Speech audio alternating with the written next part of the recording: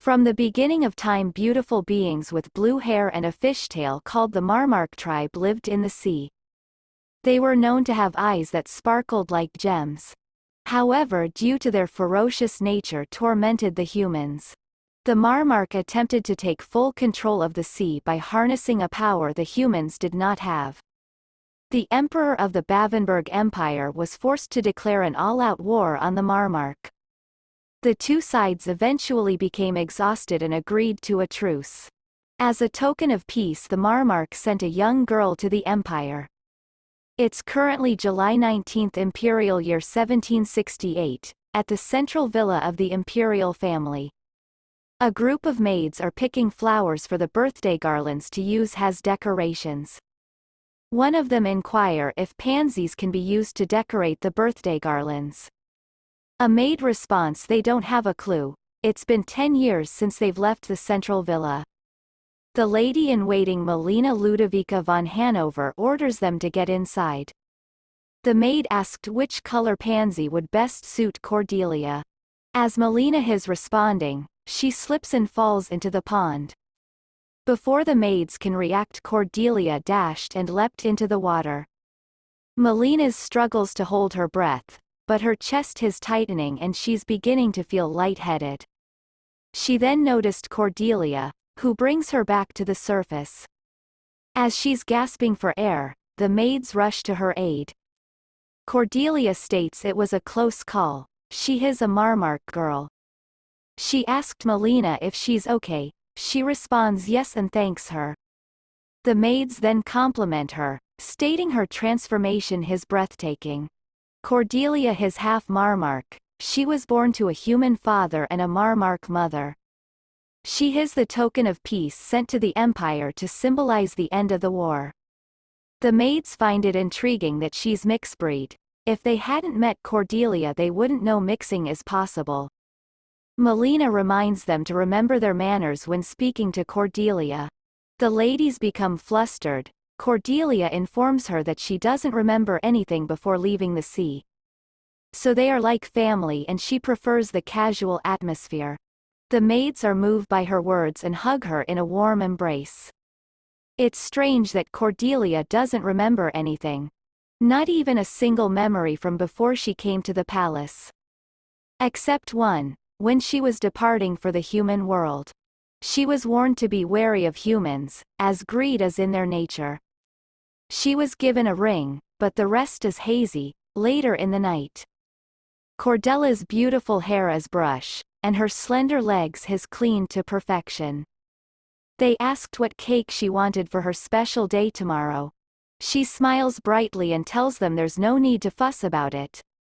The maids responds that there's no better day for fuss and splendor. They asked if she's decided on a gift to ask for from the emperor. She's not sure, because the emperor had created the villa just for her. Although she's merely a token, to her it would be shameless to ask for more. Molina then opens the door and informs them it's getting late. They bid her a good night, the first time Cordelia set foot ashore. Everything seemed frightful and uncertain, but contrary to her worries, her attendants were kind to her. They helped her quickly adjust, and thanks to them 10 years went by quickly. Suddenly Cordelia is awoken by a knocking on the window. She wonders if it's the wind. She approached the window. Suddenly a dark-haired boy with red eyes burst in with a bouquet of flowers, causing Cordelia to jump back in the process. He is the Emperor of the Babenberg Empire, Tobias Julich von Babenberg. She asked how he managed to climb up the window. She stated she feared the maids would see him. He states everyone knows he cares for her like his daughter. This narrator is curious why is this kid talking like a old man. But he seems cold. He tells her if it's a fault to visit his child, so be it. She considered it a blessing to receive his care and affection. Tobias states it fills him with sorrow to confine her to the palace. But it's for her safety. Tobias is considered a benevolent person by Cordelia. However, out of excessive concern, he strictly limits visits to the central villa so that none may freely enter or leave. Not even Cordelia or the attendants have ever been granted permission to leave the grounds. But Cordelia fully understands that as long as there are people who may attempt to harm her because of her Marmark heritage, has given His Majesty no choice but to protect her. And she will gladly endure it to fulfill her purpose. Tobias pats her head, stating she has grown. He asked if she wants anything for her birthday. She responds what he provides is enough. He knew she would say that. So he prepared a gift in advance. It's a dagger that was crafted specifically for her. It's so sharp it can cut through the hide of a beast. The stones used for the dagger sparkled. Cordelia is glad as she's never seen such a gift before. The ticking of the clock seems to get louder as it hits midnight. Tobias exclaims if she knows how long he's been waiting for this moment. Suddenly he stabs her with an innocent smile and exclaims happy birthday. Cordelia is mortified, as she lays on the ground covered in blood. The Emperor holds on to a silver heart that is still beating. His innocent face contorts into a psycho-sadist. Cordelia life flashes before her eyes. She wonders why the person she trusted would do this. Her thoughts shift to the words of the Marmark who gave her the ring. The Marmark had told her to take the jewel and the ring and break it. Her consciousness is fading. She desperately tries to break it and succeeds. Suddenly her eyes burst open. She jumps out of bed and inspects her body for injuries. She then stares at the broken jewel, which verify it wasn't a dream. Molina rushed into Cordelia's room. Cordelia immediately holds onto her and asked if she's deceased. She informs her she was stabbed. Molina smiles, taking it as a nightmare and nothing serious. She exclaims that's a scary dream on her 16th birthday. Cordelia is confused and asked what she's saying. Has it is Imperial year 768. Molina tells her that the year 768 is 2 years away. Cordelia's eyes open wide as she dashes away, wondering if Molina is joking. But she knows she wouldn't joke. Cordelia remembers requesting a chocolate cake for her 16th birthday. When she enters a section of the villa, she sees the cake. They wish her a happy birthday. She is shocked that she has gone 2 years back in time. At the inner gardens of the Imperial Palace, a young man is treating a child's wound. He is the prince of the Bavenberg Empiras, Noah Julich von Bavenberg. 2 men praises his healing magic, and a man berates the child for inconveniencing His Highness. The prince tells him not to be too harsh on the child, as he believes there is no such thing as an alignment too small to require healing, as it is a gift from the heavens to be used as a benefit for all. The 2 men states it's his fault for trying to scale the wall and see into the birdcage. The boy exclaims that there is a rumor that the mermaid's princess lives there. A guy calls it a silly rumor. One of the men states he understands that the Emperor wishes to protect the captive. But all he does is keep her hidden. No one in the palace has ever seen her. So with all the rumors, they understand why the boy was curious. The boy asked if the prince has ever seen her. The prince begins to sweat and fidget, stating that he can't say. He then gets up and runs off. Meanwhile, Cordelia wonders if the ring had sent her back in time. Noticing her pale expression, the maids asked if she's feeling unwell. She tells them she's okay. She still has some doubts if she has returned to the past. So she checks if he'll be arriving soon. She finds Noah, who is struggling to fit through a hole. The prince, he was called peculiar for liking toys and ribbons like a girl. Once he burst into tears in a sparring match. The maids thought it was a shame that a faint-hearted boy like him was next in line for the throne. Being so young, he couldn't understand why people talked about him as if something was wrong with him. He liked floral patterns and asked a maid to make a new dress suit out of the fabric. They told him flowers are for girls and a great man should dress in bold crimson. He stated that he liked the fabric, so the maids decided to make a scarf out of it for him. Later on, he cried, feeling misunderstood by everyone. He hoped that at least one person would understand. Back to the current, Noah thanks them for getting him out of that tight hole. Molina states the emperor would be displeased if he discovered his escapades into the central villa. But on the day of Cordelia's birthday he surely cannot be stopped. He brought cookies for the maids in exchange for their silence. Everything is the same as Cordelia remembers. Noah then gives her a handkerchief he embroidered himself for her birthday. She thanks him and asked about him and the emperor. Noah averts his gaze and states he's been hesitant to tell her. But the war with the Marmark have been reignited, it's just as Cordelia remembers. Around this time in the summer in the year 766 war broke out. It all started because Marmark recklessly encroached on human territory. Noah tells them many have fallen victim to the Marmark. Elderly and children were not spared. Noah becomes upset, he can't understand why they would do that to such innocent people. He forgets Cordelia is there and calls them atrocious. He immediately apologized for insulting her people. She tells him it's okay, since she doesn't remember anything from her birthplace. The only sense of belonging she feels is for her villa that she spent half of her life. Suddenly someone announces the arrival of the emperor. She quickly tells him to hide. Molina and Cordelia greet and bows to the emperor. The emperor has come to wish her a happy birthday. He states his heart is filled with joy watching her grow up. His tender words have always clouded her judgment. The fact that war began with the Marmark meant the truce was broken. So it's strange he left her at the villa. He pats her head. Her face becomes pale and her heart feels like it's going to burst, and she remembers what he did to her. She then tells the emperor that she wants to go on an excursion as a birthday gift. He tells her the outside is dangerous. The emperor holds her hands as she states she's been trapped there for years and she cannot bear to be locked up any longer.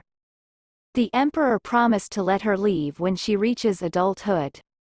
She's shocked. This narrator got to say that's rough, she was never gonna have freedom, that's why the villa is called the birdcage. She realized that something must change when she becomes an adult. Cordelia begins to sob, exclaiming if he's telling her to remain there until she's 18. She collapses on the ground, while covering her face, stating she'd rather be deceased than not know the ways of the world. She glances at him. She needs to verify her fears by getting a reaction out of him. His eyes glow red and he becomes furious. She sees it clearly.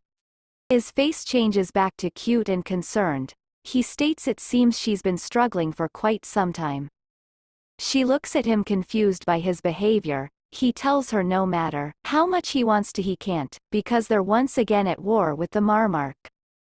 Also many people may wish her harm and he won't be able to forgive himself if she was harmed. She tells him she wasn't aware of the situation and apologized for her petulance. He holds her hand and with an award-winning smile says he'll bring the war to an end as quickly as possible. The emperor leaves, and the maids inform the prince he can come out.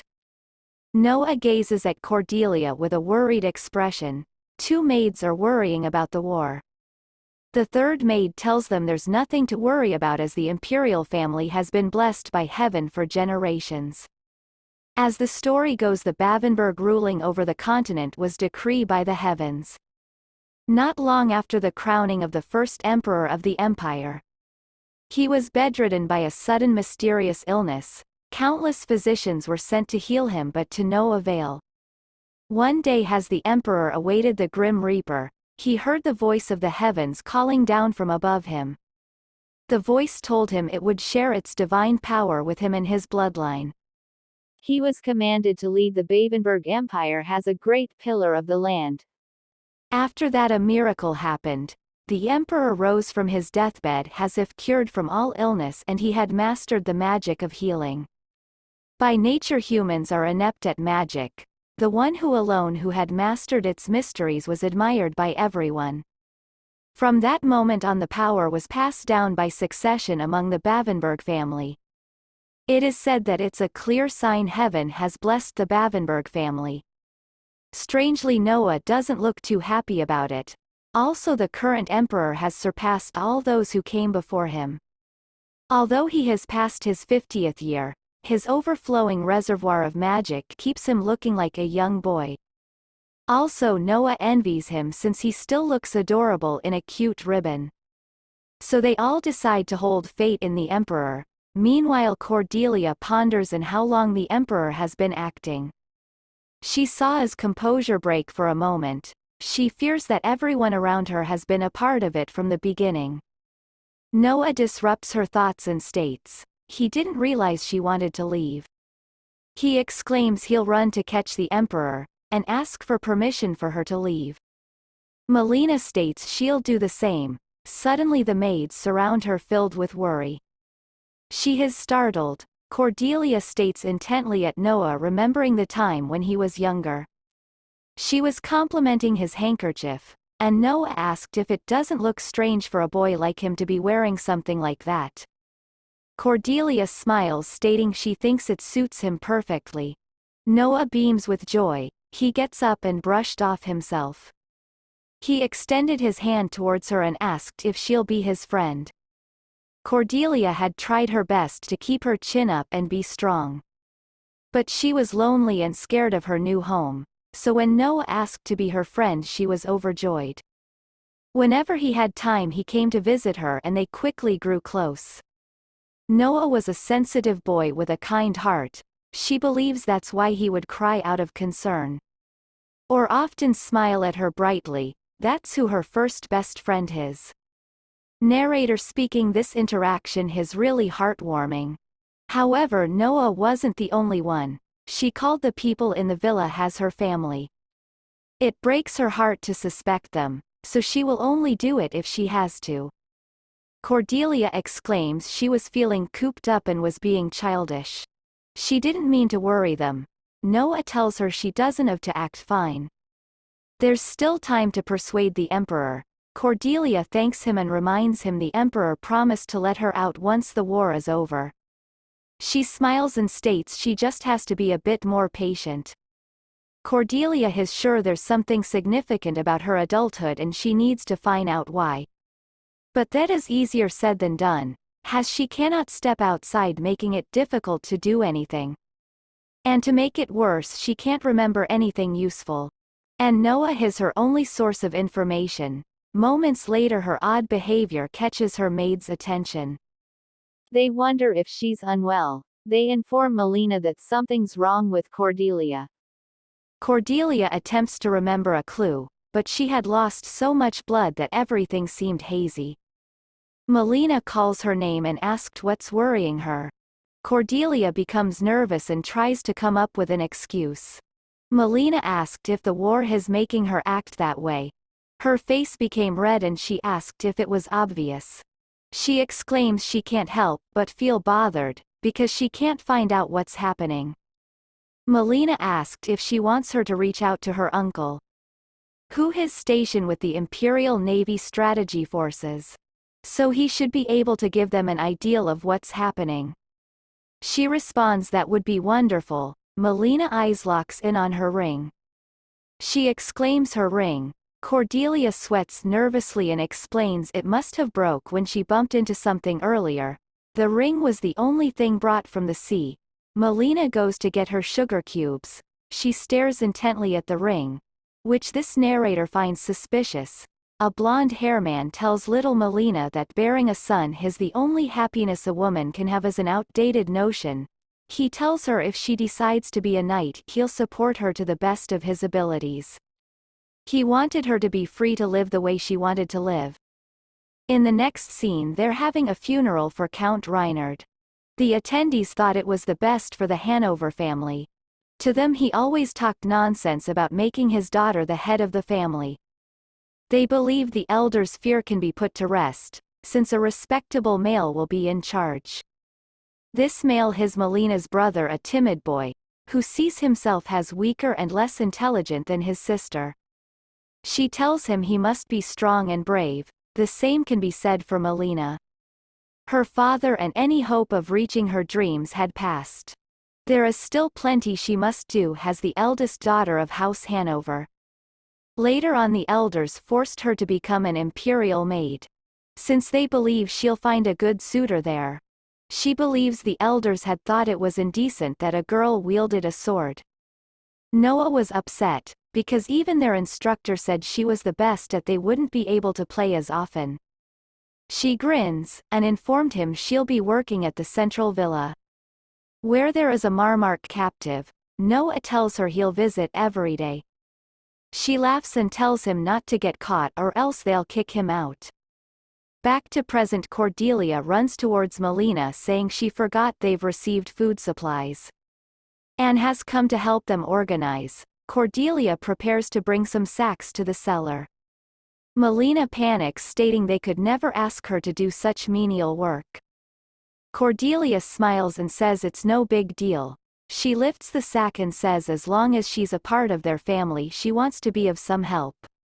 Molina remembers a memory of Cordelia offering to be friends. She states she's the same since she first saw her. Cordelia states she's also the same, taking on difficult tasks alone.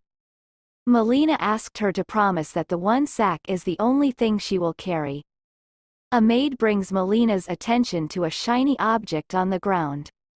She pounces like a cat capturing its prey. The maid falls from the shock. She snaps back to her senses and apologizes to the crying maid for startling her. It's the first time Cordelia has seen her so flustered. Later that night her body is aching all over from carrying the supplies. She wobbles over to her bed, but her attention is caught by the full moon. She then noticed Noah. She thinks something urgent happened and decides to make her way towards him. As she reached down there, she saw no one. She called for him, but it was silent. Her memory goes back to when Molina was young and was frantically looking for her. When she spots them, Cordelia tried to introduce her new friend, but Molina immediately hit him on the head.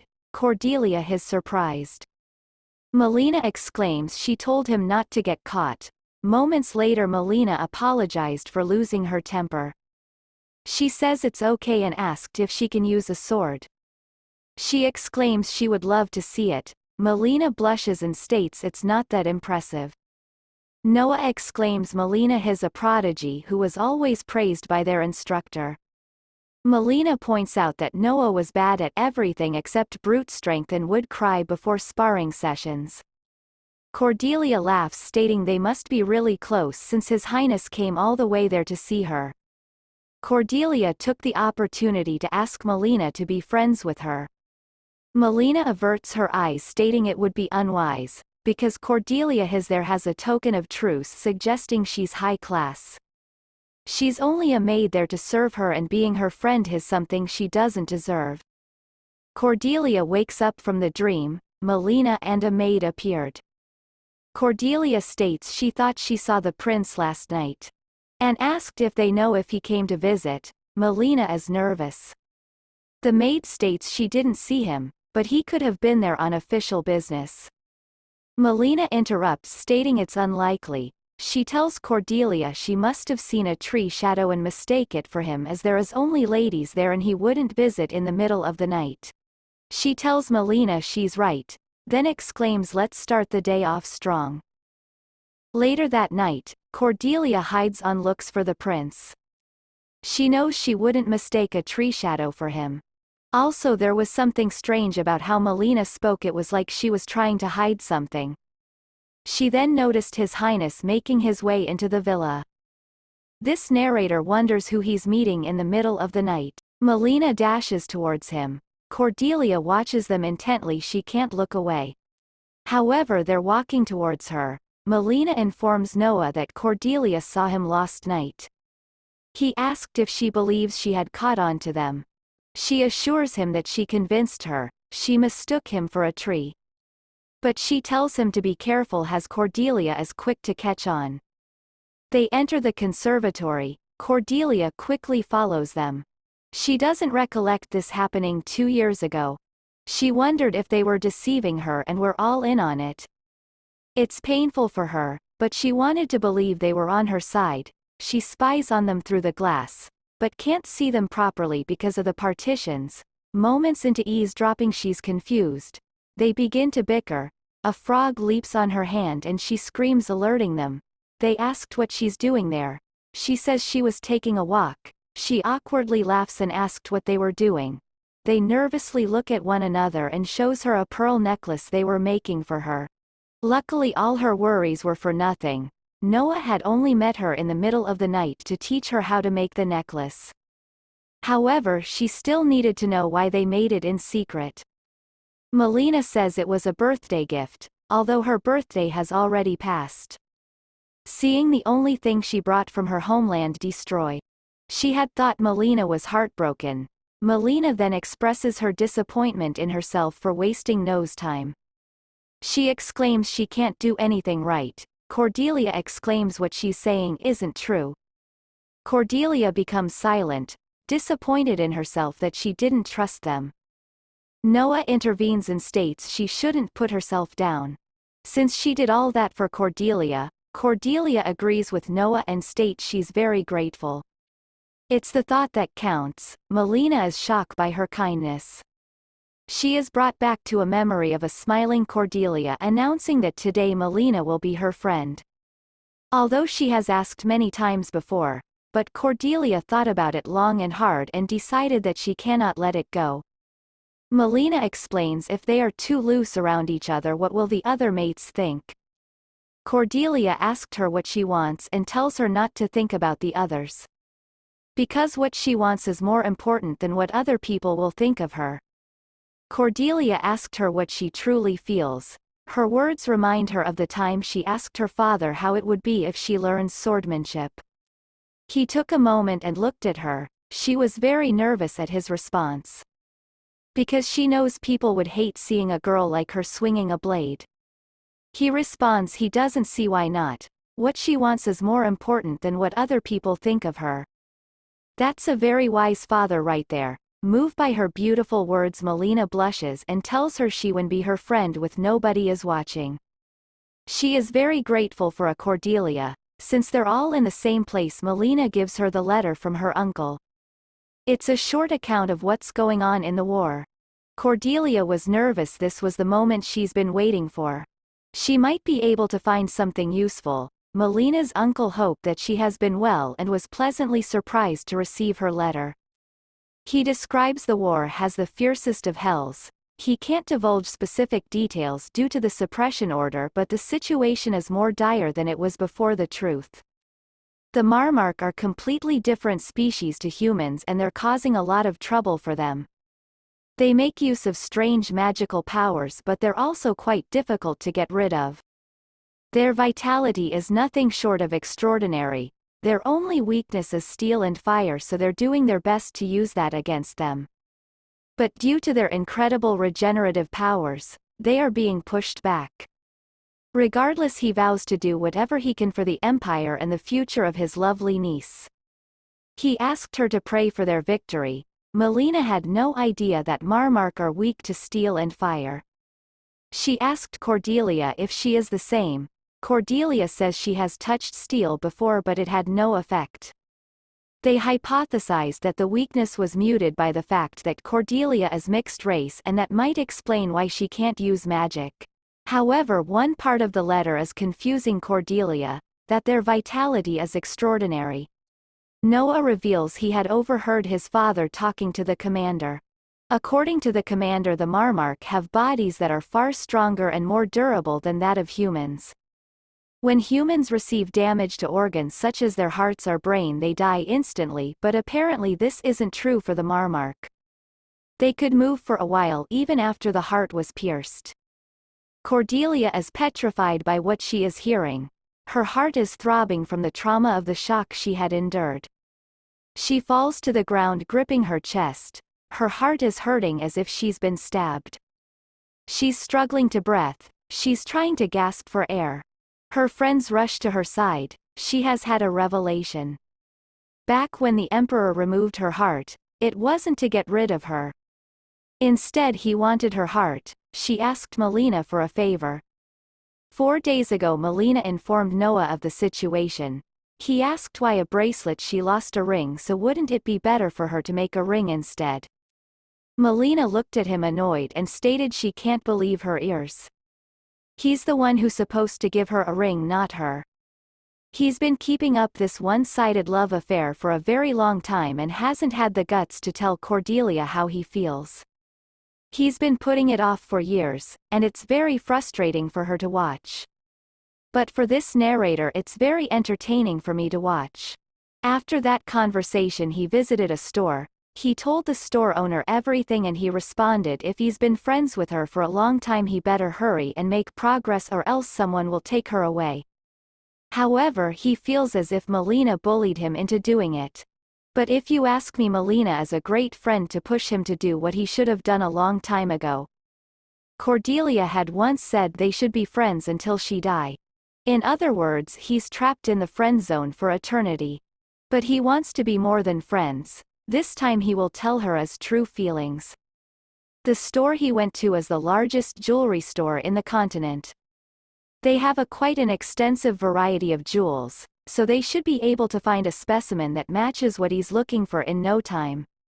He tells the owner he's looking for a gem that would suit the taste of a young lady. It needs to be the right size for a ring, something unique and rare if possible. With a bluish tint, something reminiscent of the sea. Unknowing to him, he had described something that he didn't want to know about.